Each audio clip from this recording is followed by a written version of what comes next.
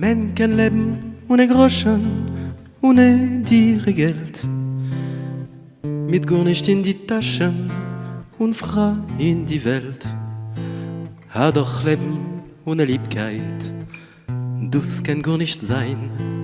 Nein, nein, nein, nein, das kann gar nicht sein. On peut vivre sans richesse, presque sans le sou. Des seigneurs et des princesses, il n'y en a plus beaucoup. Mais vivre sans tendresse, on ne le pourrait pas. Non, non, non, non, on ne le pourrait pas.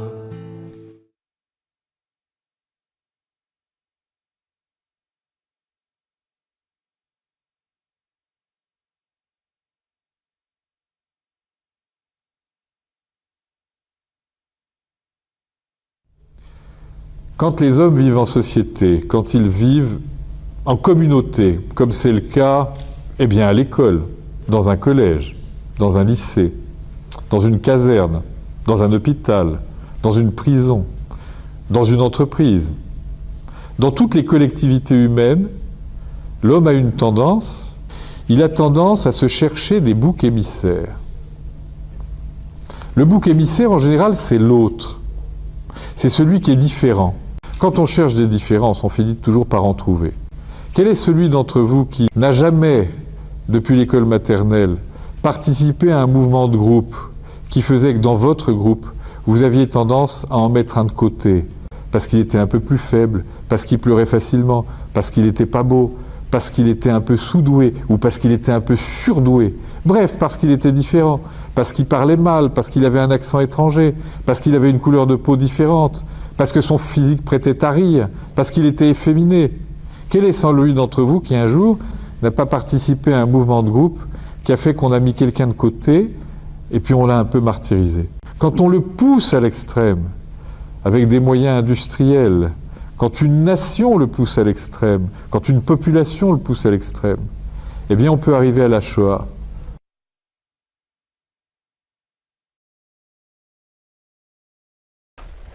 Les réponses qui viennent concernant la culture tzigane, c'est voleur de poules et voleur d'enfants.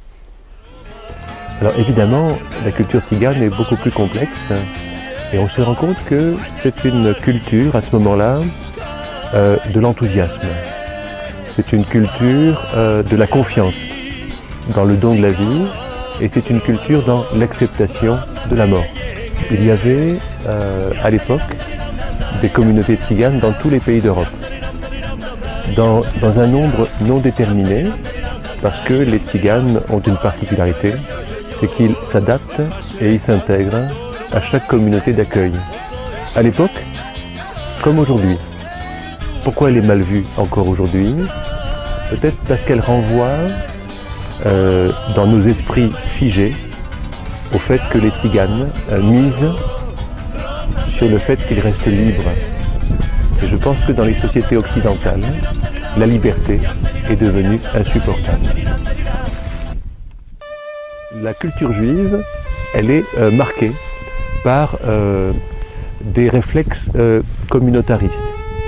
Ça veut dire que la culture juive, c'est un clan où la culture se transmet par l'étude et aussi par la cohésion du foyer familial autour de la mère.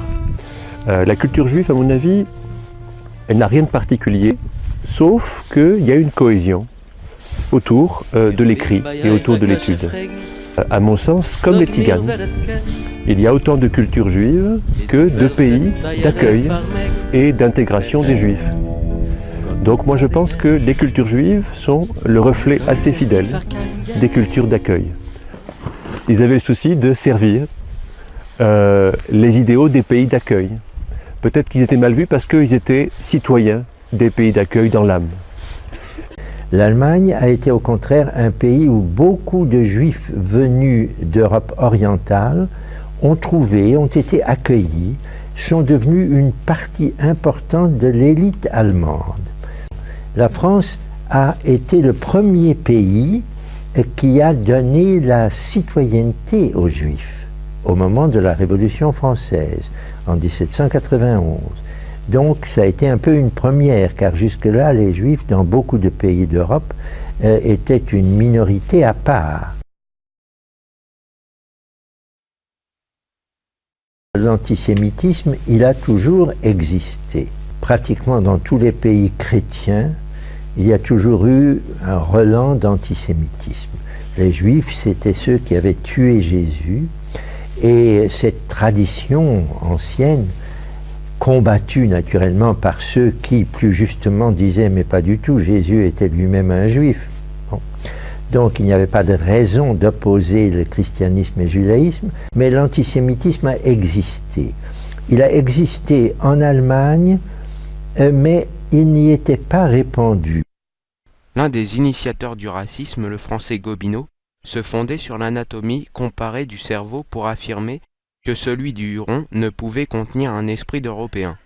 À la même époque sont apparues les premières tentatives de classement prétendument scientifique du genre humain entre race inférieure et race supérieure. Les racistes ont cru pouvoir se réclamer de Charles Robert Darwin et de sa théorie de l'évolution. En 1898, l'affaire Dreyfus déchire les Français. Accusé à tort d'espionnage au profit de l'Allemagne, le capitaine Alfred Dreyfus, un officier juif, est condamné à être déporté en Guyane. Émile Zola publie alors dans l'Aurore une lettre qui dénonce le scandale. L'affaire déchaîne les passions entre les Dreyfusards et leurs adversaires, les anti-Dreyfusards, qui soutiennent un courant nationaliste, xénophobe et antisémite. Pour calmer les esprits, le président de la République gracie Dreyfus en 1899. Il sera réhabilité en 1906.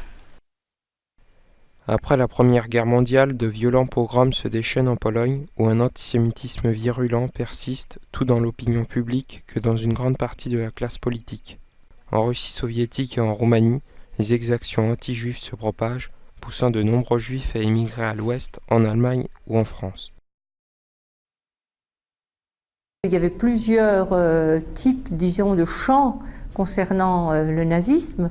Il y en a qui étaient liés à un phénomène de revanche par rapport à la guerre de 14-18. Les Allemands avaient perdu la guerre et Hitler promettait de refaire une Allemagne grande, forte. C'était le mythe du Grand Reich, d'avoir une Allemagne qui couvre une grande partie de l'Europe. Ensuite, la race aryenne, ce que Hitler définissait comme une race pure et qui, du coup, impliquait l'exclusion d'un autre nombre de personnes, les Juifs et les Tziganes, mais aussi un certain nombre de populations de l'Est, de Polonais par exemple, qui n'étaient pas considérés comme des hommes à part entière. La démocratie, c'est par essence la représentation de tous.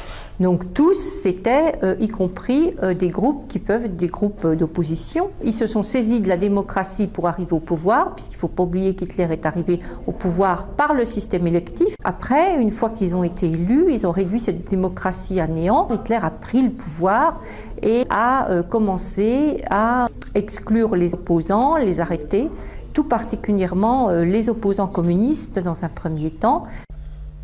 On ne cherche pas à convaincre. On tue. Les psychiatres ont désigné chez les Allemands les populations qui étaient destinées à être tout d'abord stérilisées dès 1933 et ensuite exterminées entre 1939 et 1941. C'était les alcooliques, c'était les épileptiques, c'était les sourds-muets. C'était toutes les personnes qui avaient, aux yeux des médecins, suffisamment de tard pour risquer de ne pas perpétuer la race pure, la race aryenne. Et ensuite, ça a été les vieux et les malades mentaux. Des lois antisémites sont promulguées à Nuremberg le 15 septembre 1935. La loi sur la citoyenneté allemande enlevait aux juifs leurs droits civiques. La loi sur la protection du sang allemand interdisait les mariages et les relations sexuelles entre juifs et allemands.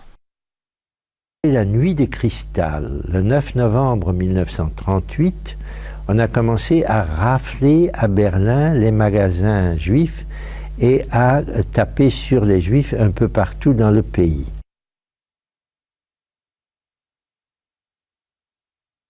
Le totalitarisme se caractérise par l'existence d'une idéologie officielle diffusée par la propagande et définie par une dictature, l'encadrement de la population et la répression. La terreur policière chasse les individus jugés dangereux et les enferme dès 1933 dans des camps de concentration où ils sont soumis au travail forcé.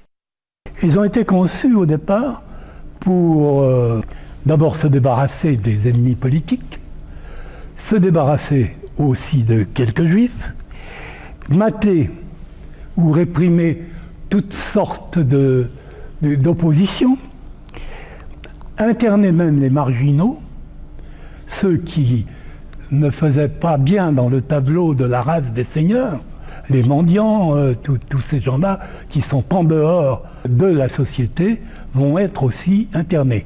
On va interner aussi, par exemple, des gens qui refusent l'hégémonie nazie, comme les témoins de Jéhovah. Eh bien, on va y interner aussi des criminels qui sont justiciables du bagne. Tout ça va être mélangé, ce qui va être une situation de grand inconfort pour les prisonniers.